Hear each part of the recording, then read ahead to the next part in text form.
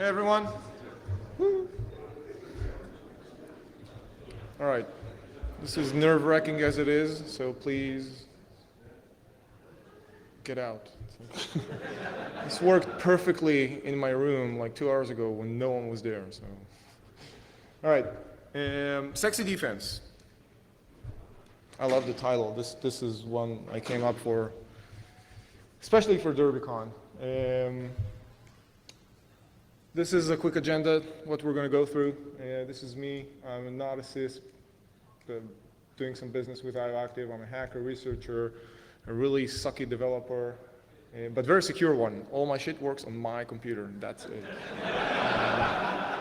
I used to do a lot of research on cybercrime, which led me to all sorts of weird places, connecting crime to governments, which is like super fun, but super scary.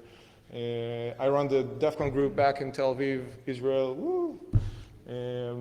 On the rest of my spare time, I've helped set up the very cool concept of PTS, Penetration Testing Execution Standard, which is super awesome community effort, like 70 contributors put out the badass document that includes everything, and it's for free. And it's better than any pen testing book you'll ever buy in your life. So go get it, yeah. And the rest of my free time, I still do some reserve duty with the Israeli Air Force, doing some cyber shit and red teaming and all sorts of fun. But most of all, dirty security, which is, from my perspective, the only way to do security. So some background, what the hell am I doing here talking to you guys about defense? It's like, this sucks, right? Well, most of my work is offense, and the other part of it is doing defense on all the offensive shit that we did and broke everything for our clients. So it usually started, the whole thinking process for me started from, all right, someone had a vulnerability assessment done and maybe passed a pen test, which is like the fancy way of saying I do vuln assessment with people actually thinking. But what does it really get a business to do a pen test? Well, not a lot, actually. You do get to check off the compliance thing, which is neat, and then that's what you usually pay, like, bottom dollar for some suck-ass company to walk in and run a Nessus scan, and yeah. But sorry, Nessus. But on the other hand, you really don't get anything in terms of security posture, because you don't. It doesn't mean anything. And then, if you kind of go along that line of vuln assessment, pen testing, you may have gotten a red team because the pen tester says that you're good after like 3 or 4 iterations, and they patched everything, and it's like, I know exactly what you're going to do now, so I'm ready. So it's all like green, green, green, green, green. And then you had a red team, and that's usually us. We come in and blow the shit out of everything. And we get like a scale of feelings after a red team. First is like, what? But I'm compliant. So it's like, nah, you got something wrong. We're compliant. There's no way that you did what you did here. It's like cheating or something like that. It's like, what the fuck were you doing in my network or in my building, stealing all this stuff? You're not playing by the rules, right? And then they're like, yeah, you're not playing by the rules, and this is out of scope, so doesn't really apply to me, right? And once every blue moon, we get like, wow, you know what? I get everything that you said. It's like, I totally dig it. Gap analysis, this is where we should be. This is, what you told us that we should do because we broke this security model, blah, blah, blah, blah, blah. Yeah, I've yet to see one of these. So if you have, please tell them to come over. So it got me thinking, all right, so how do we actually fix this thing that called security posture on the defensive side? Because they suck all the time, and we keep getting in, and nothing really gets better. So I usually start with the bad pen testing reports, because someone actually did some work, and some of it may actually be useful. It's just very hard to find that useful part. So I usually take old pen testing reports or new pen testing reports, blow the dust off of them because they're like sitting on someone's desk or shelf, and start kind of digging through them to figure out how can we use them to figure out what really matters to the company. Now this, the next 5 minutes are going to be boring because I'm going to talk about terminology and stuff like that you need to talk to management and explain to them in their terms, and don't scare them with like bits and bytes and vulnerabilities and exploits. So I'll try to like run through it. You got the slide, so you can look at it later. I usually like to talk in these terminology: vulnerability, exposure, threat, and risk. Yeah, otherwise you're not getting paid. I mean, you're not going to get the budget to do the fun stuff that you need to do. So vulnerabilities, unfortunately, they're usually defined as software issues. And as anyone who has ever done a red team or was on the receiving end of a red team knows that vulnerabilities are not just software issues. It's got to do with logic and processes and operational stuff, because that's how the business operates, right? I have never seen a business that just operates on software and technology. Correct me if I'm wrong. Exposure. What? Didn't we just talk about vulnerabilities? No. Exposure is connecting a vulnerability to a threat model. A vulnerability does not just, exist in thin air. It's something that an attacker would use to get into, to break the process. So you have to correlate it somehow to a threat model, to someone, to that particular someone who wants to break it. Which brings us to threat. What is a threat? It's, again, a threat agent or a threat community that's out there to get you. It's ninjas on the lawn, or hackers, or spies from Russia or China, or your competitors. They can be internal, they can be external. You have to classify them by their capabilities, all right? If it's the cleaning lady, she's got no Metasploit foo, but she's got like a lot of access to the assets. If it's the Chinese hacker, yeah, they have Metasploit foo, but they're out there in China. And then, after you compounded all those neat terminologies, you talk about risk, okay, which is a numerical factor. It's math. It's easy. We're engineers. We should be able to express risk fairly easily. It's a matter of probability. How probable is this threat to this vulnerability to affecting my assets? All right? Simple. Done with the boring stuff. Yes. So after I kind of dug through all those pen testing reports, identified the actual vulnerabilities, not the stupid XSSs or the I rooted your Linux server on the DMZ, which I don't give a fuck about. I'm talking about methodology now. How do I actually properly defend this business? And we've been doing this really badly and really in the same way for a very, very long time. All the way back to when we were defending things with walls. We're still doing that. And this is how we see the outside through that wall. The defenses that we've put in for ages and decades block our view of oncoming attackers and force us to look at things in a very, very narrow perspective, which kind of sucks, all right? I've put in those AVs and the firewalls and the IDSs and the IPSs, and I don't see anything coming in because everything is just blocked and obscured by those fancy blinking lights that I paid hundreds of thousands of dollars that don't really work because I'm still getting owned like day after day after day, and AVs still kind of pop up and say, you know what, I found this infection. Oh, by the way, this has been here for like, what, 7 months? I'm cleaning it for you now.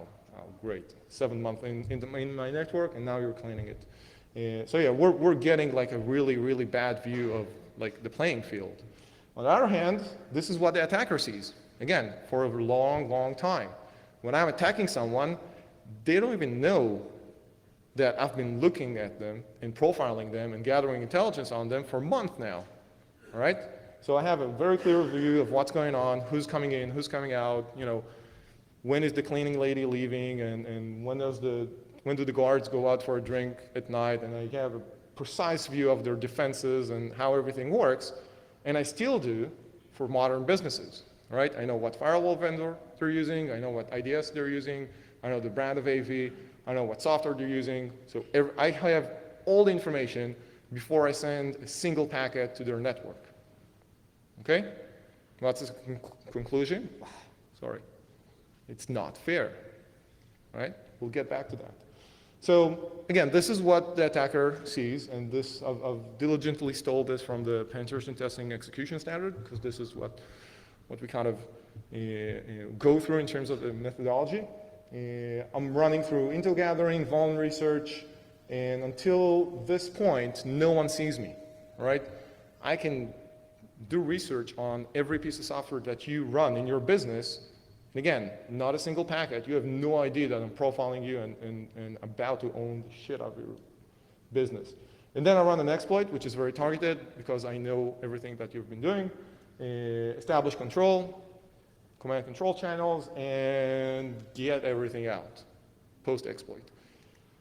On the defensive side, we're doing this. Yeah, awesome. We're really good at detection after the exploit and control is done, all right? Again, usually weeks, months after the attack has actually succeeded. And we're very good at mitigation and containment. This is incident response 101. You know, shut down computers, no. Not really good. I'm trying to be positive here, I'm sorry. Otherwise I was really like, oh, fuck this business, this is horrible. So we're trying to be good at like incident response and shutting computers down and cleaning them up and patching and trying to delete the Excel files and put them back in the spam folder. It's like, don't touch it, it wasn't spam. And this is what we're missing. And this is exactly what I'm trying to kind of get security and defense to do properly. Because if the attacker has all that spectrum, all right, we need to broaden our spectrum a little bit and kind of, you know, poke bigger holes in those walls so we can see better who is coming out to get us, get intelligence on them, because if they do that to me, what prevents me from profiling and gathering intel on my threat communities and threat agents? All right? We said it before, it's not fair. It should be just as not fair to them as it is to us. And then do a lot of data correlation, because I'm, you know, on the defensive side, I need to correlate a lot of shit that's going on that may be false positive or just people poking on my website trying to figure out, you know, am I competitive enough, am I not, just, you know, randomly scanning me. So these are the parts that we're going to talk about in the next like 40 minutes. And remember, doing defense sucks and it's hard, but it can be interesting. All right? It's not about egos, it's not about people, it's not about skills. All right? Very differently than an offense, which we're like, ooh, look at the rock stars, look at the heroes, look at the, you know, people with O days and shit like that. Defense, no, you gotta be diligent, you gotta do your homework, you gotta figure out who's out there to get you and be a step ahead of them, or at least close the gap, because they're 10 steps ahead of you. Let them be like 1 or 2, maybe. And remember, it's not fair. You are going to fail, all right? You're always going to be in a situation, in a mindset that you need to improve, because shit keeps coming out and keeps affecting you, and things constantly change. And once you think you got something going on right, the business changes. And you have new processes and new technology and new partners that you need to work with, and you need to adapt to that. All right, so once you embrace it, it becomes easier. It's a very kind of Zen attitude to defense. So again, your job is to identify those gaps constantly and try to close them down, or at least minimize them, or account for them in the context of risk. All right, there's no point of trying to, you know, there's a new Linux, SSH, ODay, whatever it is. I have no Linux boxes in my internal networks, just some, you know, screwed up public web server that's not connected to anything. The risk that that server means to me is 0. I'm just gonna, you know, re-image it if you root it. Have fun, you know, keep going at it. I don't give a shit, it doesn't affect my business. So, you know, don't just throw money at new, shiny ODays that come out if they don't really affect you. So the first part of figuring out where to put the money and how to focus my defenses is mapping. What the hell am I defending? All right? I'm a business. I need to map the stuff that makes my business make money. All right? I need to figure out what are my assets. All right? What are the processes through which I make money, which includes the people, and yes, sometimes the technology, sometimes third parties, right? And again, this is, we're not doing this right. If I'm like the IT security guy, assets, processes, people, it's like, no, I have this network and, you know, it's on Visio and I just protect this server and that server and I have firewalls and best practices and stuff like that. And I have subscription to 1 million services and SIEM and SOC, and I got it all nailed down, but it's got nothing to do with what I'm actually trying to protect, right? And mapping is hard. We're still trying to improve it, okay? I mean, this is kind of, yeah. So it's really hard because you need to talk to other people that are not in IT, that are not engineers, that run a business and have assets and make money. And you need to figure out, how do I affect this and how do I actually protect this kind of very wobbly thing called a business? And after I map the assets and processes and again, how this whole thing works, only then I talk about security and intelligence assets. All right? I have those firewalls. I have all those, you know, database security and WAFs and IDSs. Are they effective? Are they placed, you know, in the proper locations that affect the security of my processes and my assets? Okay? You'll be amazed just by this how much you can get your security posture, you know, improved as opposed to just running pen tests and vuln assessments and whatnots. After you mapped out the business, you can start mapping out the gaps. All right, the exposures and the issues that we talked about before. And again, start from a report, because again, someone did some work, you just need to adjust it and apply it to all this new fangled mapping that I have of the business. So work up from there, weeding out all the bullshit and stuff that doesn't matter. There isn't really like a magic solution for this. I like to use Visio or PowerPoint or whatever it is. But it really is about mapping the processes, inputs, people, controls that I have, and figuring out where are my vulnerabilities. And again, going back to that boring terminology slide, vulnerabilities are not just in technology. It could be in processes, all right? It could be in communications. I need to identify them, identify my assets that are critical for my business, and an asset, again, could be a piece of information, could be a server, could be a person that's critical for my operations.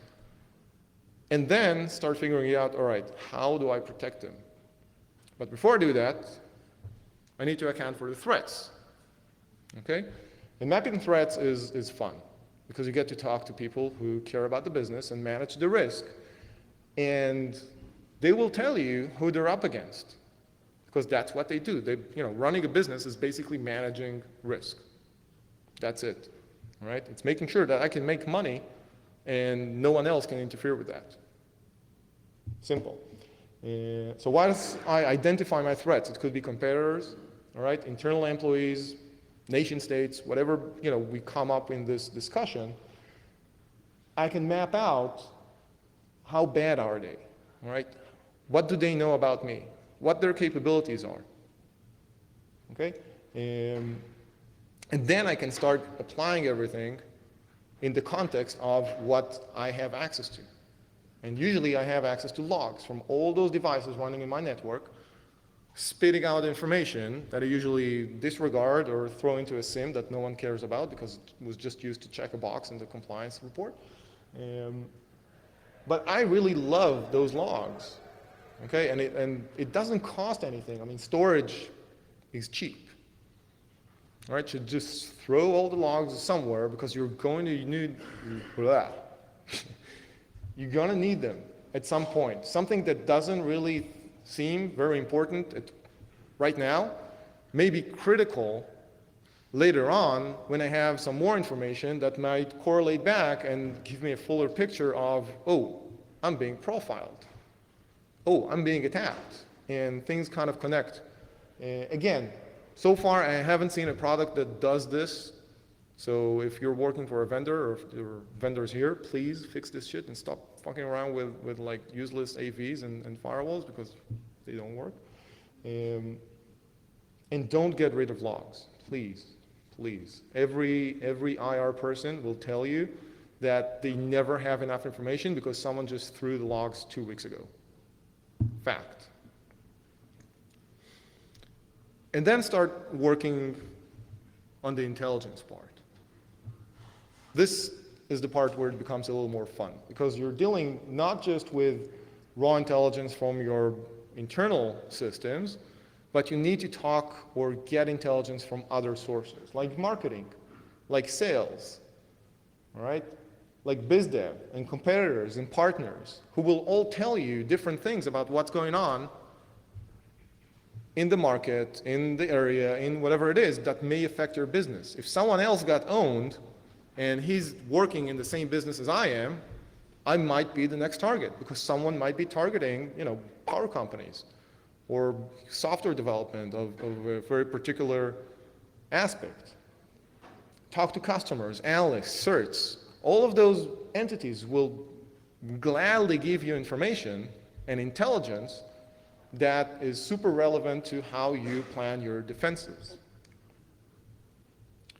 And then compound additional elements like early warning signs, just behavioral things, right? PCs behaving erratically, okay? Users calling into the help desk, and you track those trends and you correlate them to other events, and you can start figuring out, hey, there might be something here that's worth digging through and kind of figuring out, not just re-imaging some user's PC, but re-imaging it and taking the old image and running some basic forensics on it. Maybe something was actually running there, right? We've done this dozens of times just based on behaviors inside the organization that were overlooked before, and it's like, okay, we'll just fix it.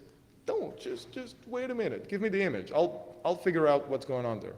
And if there's nothing, cool, we're not being attacked. That's a good thing in defense. The human factor. That anyone who tells you that there's no patch for human stupidity, and if you've been to our Red Team class, you know what we think about it, you're wrong. All right, training and awareness does work. Okay, once you slap someone really hard in the face, they know, don't deal with that guy. All right, don't mess around with him because he's gonna slap me in the face next time I see him. Just human nature. All right, this is exactly what you need to do inside the organization based on the red team and the pen testing and the other security exercises that you do, because if you won't do it, someone else will. And they're not going to be nice and get paid to do that and hand you off a report. They're going to own the shit out of you and dox you or steal all your money or your private keys or whatever it is. So talk to them, figure out how they affect your posture, where are the gaps, and just work on that awareness side. You'll see tremendous changes in your security posture, again, if you focus on the right elements. All right? This doesn't mean send an email to global. We need everyone to be a little more diligent about opening attachments and PDFs in their emails. No, wrong, doesn't work, okay? Give them live examples, own them, show them how you're like deleting their files, all right, or removing their cookies from the website, from their browser, so they have to log in again to every site. They'll feel it. They'll bitch about it and say, why? I had everything nailed down. Why are you screwing with my PC? It's like, because you weren't diligent, right? Here's where you failed, and here's how to be aware of not failing again, and it works. It's just human behavior. It's training, it's basic. And then correlate. This is hard. Again, there's no magic product with blinky lights and network ports that you can feed all that stuff into, because this is like raw, unstructured data from local news, global news, regional news, events. Anyone who's dealt with like phishing scams and exploits and whatever it is will tell you. Talk to any AV vendor here. They'll tell you that there's a schedule for attacks throughout the year that we know about. All right, there are holidays, there are sporting events, there are global events. NCAA starts, bam, phishing, sites getting set up with malware and shit on it. Olympics, we're on. Prince Harry, waving his ding dong in Vegas, in the news. Watch the 11 o'clock news, new videos. Everyone knows that, and it's really easy to tune into that, and you need to compound that back into your intelligence gathering so you know to expect something, right? You're not just sitting there waiting for your AV to tell you, oh yeah, you've been owned. Sorry. Once you're at that position where you can actually figure out stuff beyond the narrow slit of view that you were given before, you can start acting.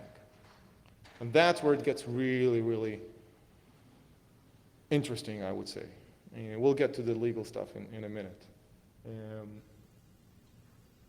You've built, some kind of a defensive posture because you know what you're dealing with now, all right? You've mapped out your adversaries. You know how they act. You know their MOs. You trained your people to react to things, to alert you on suspicious behaviors. You combine some technology into the mix because someone needs to write all those scripts to correlate the data and kind of figure out what's going on and do some trending on behavioral, network and calls and shit like that. And you start working with other people because you can share that data and see how that affects the industry or the vertical or the region or whatever it is. Yeah, this is hard. Before you do that, you need to figure out where do you stand, all right? We talked about getting your security mojo, like defensive mojo, all straightened out. Again, this is as hard as mapping. Lying to yourself won't get you very, very far, all right? At least in the long run. It can get you compliant, it can pass you an audit, but once you really figure out where your gaps are, you know what you need to achieve. You know what you need to kind of account for. Again, expect constant changes. If you will show me a document, and it's even worse if it's printed, that says security strategy, I'm going to shoot you in the leg. It's wrong.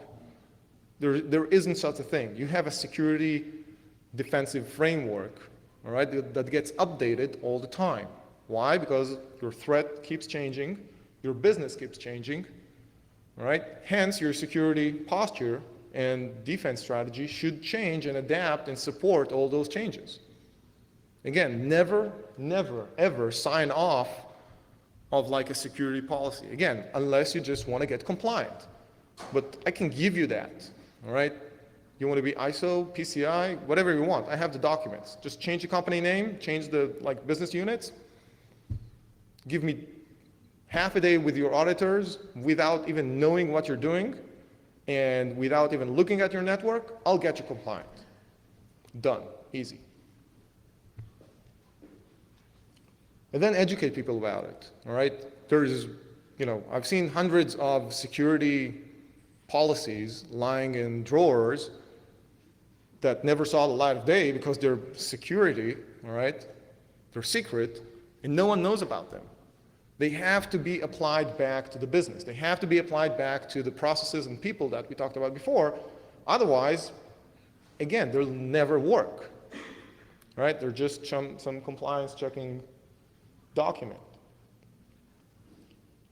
And adapt. Keep adapting to the business to support it. Don't stop it. If someone wants to open up a new connection to some third party, go ahead. They probably need it for the business to make more money, to pay your salary. Find a way to support it and secure it and allow them to do that, all right? Don't be that asshole that says, no, close all the ports, this doesn't work, connect through, whatever, right? Figure out a way to work with the business. You'll get way more credit to do that than just not gonna work. Put a firewall, put a PIX on it, air gap it, whatever it is. And then align outwards. Compare notes with peers. Other people are facing the same problems. Okay? And even your competitors will be willing to talk to you. Trust me. I've worked in the AV industry, in the security industry, on the vendor side. We would kill each other on the sales field, literally. But look at the researchers on the back end. They're sharing information all the time, willingly, freely, supporting each other. Find those channels that will help you compare notes in terms of the threats that you're facing, in terms of the attacks that you're seeing. It just benefits everyone. And there are ways to do that securely, just write off some of the internal IP information and you're fine.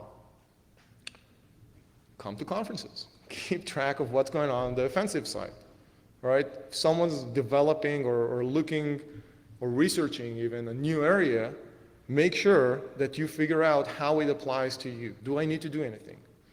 All right? Do I need to test it on my network, on my business, and see how it affects me? Keep track of it. This is hard work, again. Even if at offense, you know that this is hard. And at defense, it's harder because you need to cover way more ground than just someone poking holes at SAP or SQL Server, right? Because they just have one target. You have a landfill. Never accept a successful audit or a compliance test or something like that. It's just bullshit. Again, it's just for the business. It's minimizing risk of getting sued and paying fines, all right?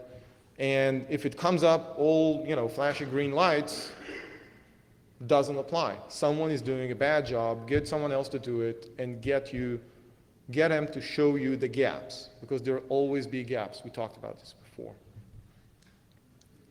All right? They'll usually prove the opposite. And if you do accept it, especially compliance, it basically means that you are now one with the lowest common denominator in your industry. Awesome, right? How does that make you feel? And remember, it's not about technology or people or skills, all right? It's bullshit. It's about cat herding.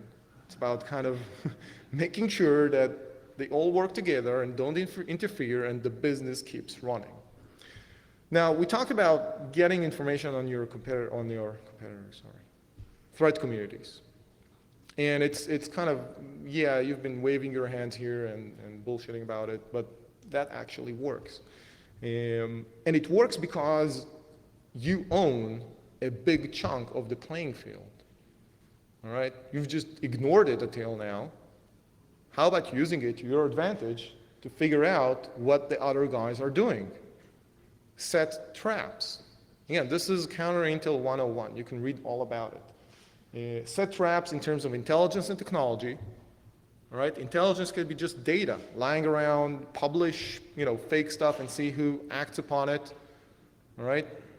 To figure out who's out there to get you and kind of fuck with your security posture. Set technology traps. We have all of that, and it's mostly free. Use it smartly, not just, honeypot in a random place. Put something that's relevant to you. And if you want to have more fun, booby trap stuff. Work with law enforcement and legal. Again, I'm not a lawyer, so find a very good one. You'll see what I mean in a few slides.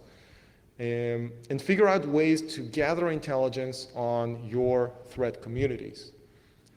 That closes the gap in terms of that, 10 steps that they're ahead of you to 1, 2, and maybe 0.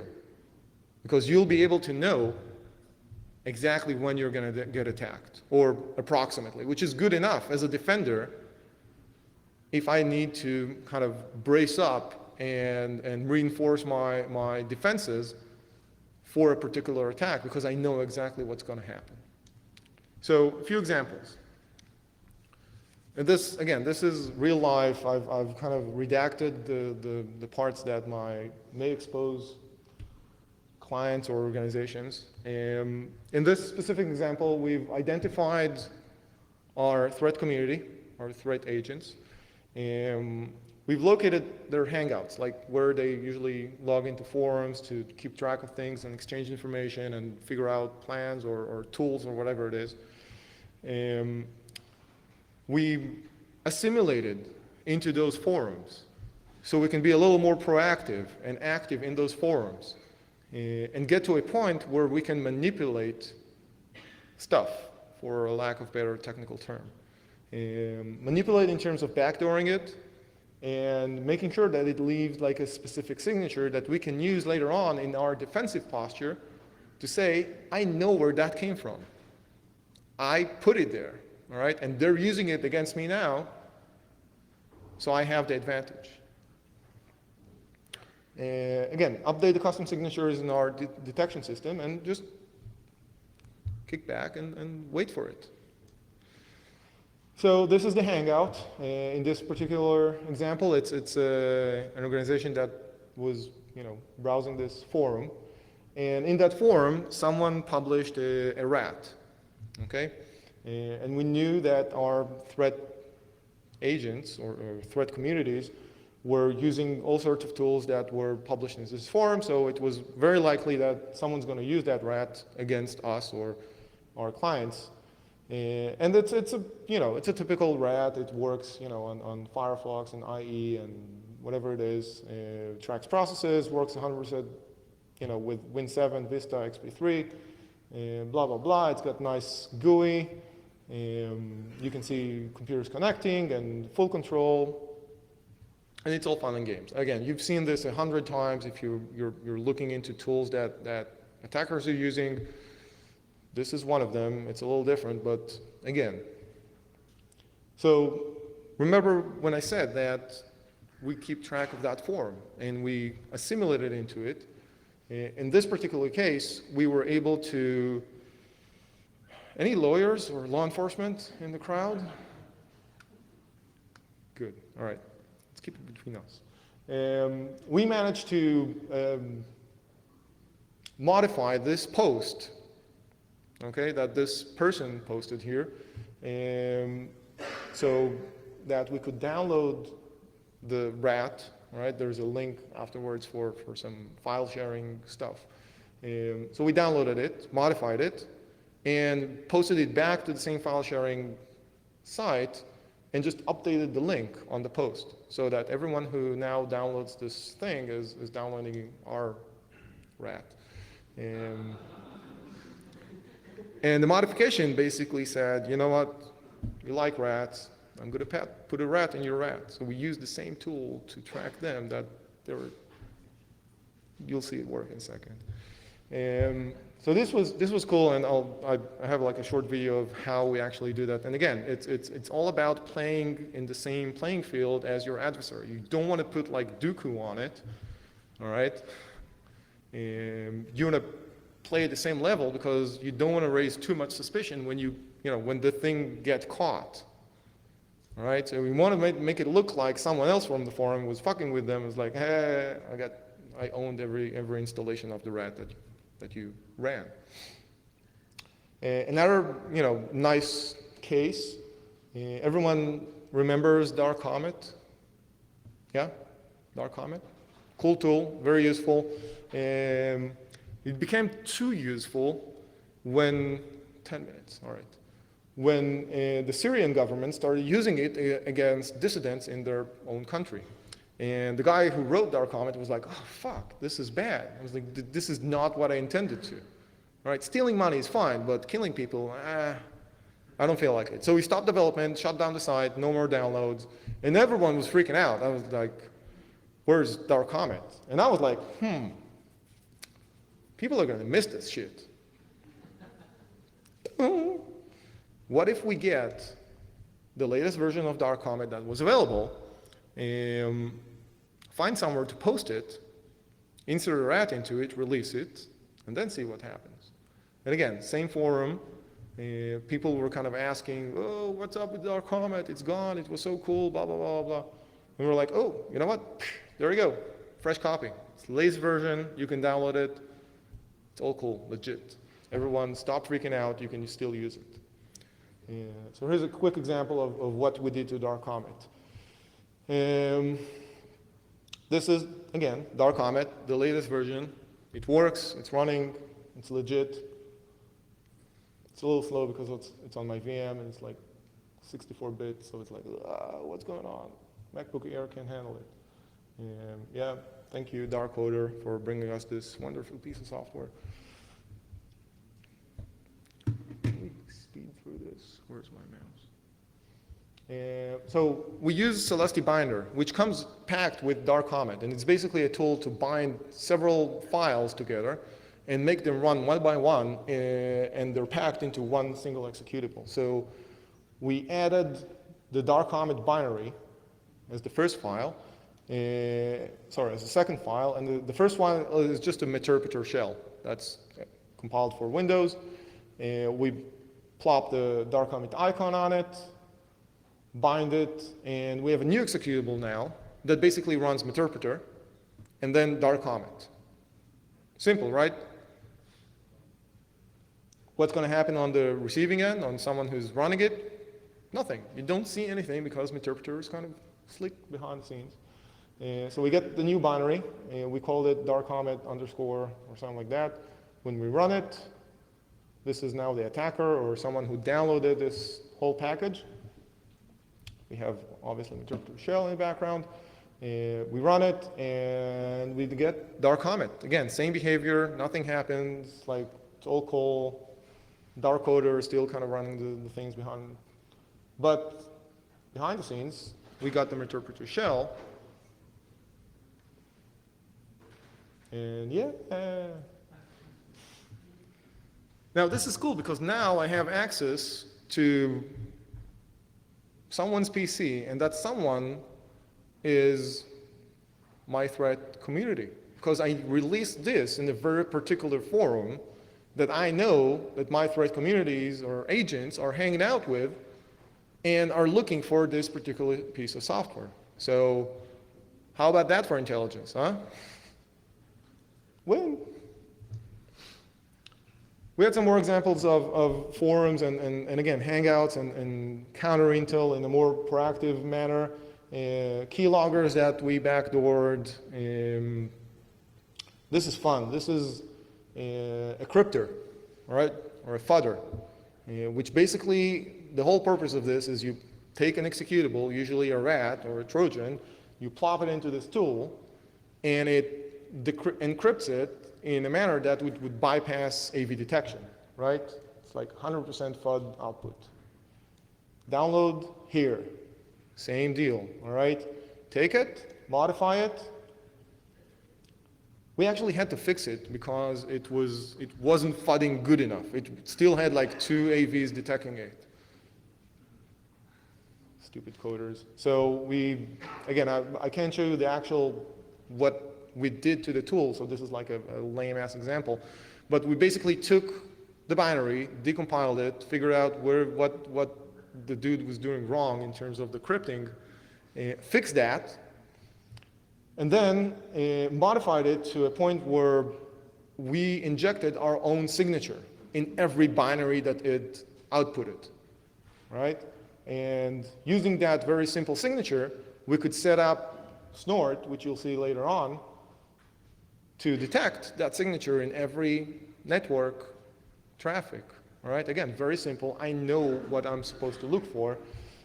So we found a code cave in the format of the binary that the crypter was pushing out. And again, this is very lame because I should have knopped like a few commands before it and knopped a few commands after it, just in case something gets executed. And my signature is I'm right here, right? In ASCII, straight down the binary. It's always going to be there, and it doesn't affect the crypter or the Trojan. So this is kind of cool. Again, this is from the CPU perspective, code, and then code cave, bam, here's my signature. Right? Again, it doesn't affect the execution of the crypter. So now, every time that someone downloaded that crypter and is trying to obfuscate binaries, I'm like, awesome, it's 100% FUD, no AV detection, and they're like, yeah, awesome. But every executable that they create, although no AV is going to detect it, my stupid ass snort with a custom signature, bam, every time. And I know exactly where it came from, I know exactly who's after me, and what are they doing. All right, so in this example, we're just kind of downloading, just generating network traffic. We're downloading the two versions of the file, the original one that was crypted using the plain vanilla crypter, and the crypted file that was generated by our modified one. And this is my stupid ass snort rule. Again, we've got company, someone is pushing those files over. And if I look at the pickup files, I'm running them through snort. I'm just going to breeze through this, maybe. All right, and this is my rule. Zero detection on the original one. And if I run the pickup for our file, I have an alert. And I know that someone has just used my kick-ass crypter to try to own me. I can lock it, I can do whatever I want with it. Wow. Sound effects live. Now, you might think, dude, this dude is crazy. Some weird Israeli standing here talking shit, doing all sorts of funky shit. And this is probably not legal and shady like no one else knows. Well, not necessarily. Yes, some of those were done outside the US, some were actually done for US companies. Guess what? Law is hackable. Why? Because people wrote it. And people fuck up all the time. So you find loopholes, you get a lawyer that doesn't just tell you, go away, all right? I didn't hear that, just go away. You find a lawyer that goes like, you can't do that, but if we set up this company there, and that company hires someone else to do this and track the information, just kind of send the information back to you, yeah, we can work with that. So again, find smart lawyers that are like aggressive and cool, and they'll let you do stuff that you've never dreamed that you could do. Fact, all right? Good example, Microsoft, kick-ass lawyers, all right? Too bad they're probably better than the developers, but kick-ass lawyers. They brought on a huge botnet with full access to the PCs running the botnet, all right? I'm talking about full code execution on every PC that was part of the botnet. Talk about owning shit, all right? How did they do that? Trademark infringement claims. I kid you not. Bredo Lab, read about it, it's all documented. It's not the first time that they did it. It's just amazing, like millions of computers. Code execution, I've cleaned your computer. It's like, what the fuck? Other tools, I'm gonna really breeze through this. Kipo. Anyone heard of Kipo? Yeah, Kipo is awesome. If you're running Linux boxes, run this. You'll have lots of fun with people logging in and kind of figuring out their way around the box and like, it doesn't run, it doesn't work. Artillery, some dude called Dave wrote this in probably a drunken stupor or a flight. It's really nice. Again, use it to get intelligence on who's trying to get you. Then, and only then, you can plop in technology, all right? After you got all this, counter intel going on and you got feeds coming in from your adversary and you know what's going on, only then go for the technology solutions. SIEM, SOC will be a major focus in your security architecture just to process all this shit and analyze it and correlate things, all right? Because until now, no way you were using your SIEM or SOC correctly. This is irrelevant. This was for like stupid people in black hats. I had to do the pretty pictures and stuff like that. So. And I don't have time. Bottom line of this is that we were doing some counter intel inside the company. We planted false information to track down a fraud case. found someone whose computer was Trojaned and tracked it back to a command control center in Eastern Europe, found the bad guys, prosecuted them, and they're dead now. No, I'm just kidding. Remember to play nice with others, all right? I talked about all this information going back and forth. Play nice with certs, governments, peers, competitors. They will talk to you, all right? And they'll be very happy to share information and get information from you, and it's just gonna be awesome. And remember, you're not alone out there, all right? And don't focus just on technology, all right? Security has nothing to do with compliance or technology. We're protecting a business, a process. I know, it's like, whoa, mindfuck. But get used to it, that's what you do, that's who pays your salary. And this is my obligatory kind of Zen slide. Ooh. If you're a vendor, fix your shit, come up with new products that actually matter. I can't say it more clearly, all right? Stop fucking around with WAFs and firewalls and application firewalls, they don't matter. Find stuff that matters for businesses. You're not protecting technology. If you're a defender, own up to your data. Be diligent, be proactive, hack the law, all right? Talk to other people in the business because, again, you're not defending technology. You're defending a business. Gather intelligence on your adversaries. Know who you're defending it from. Otherwise, you're just, running a big mental masturbation concept. It's like, ooh, I'm defending here. Great. Or paying a lot of money for vendors that don't know shit about their products. Take the initiative. It's going to be fun. Defense can be sexy. Again, it's mind-numbing, but it can be interesting. That's all the time I have. Questions? Awesome. Let's go party.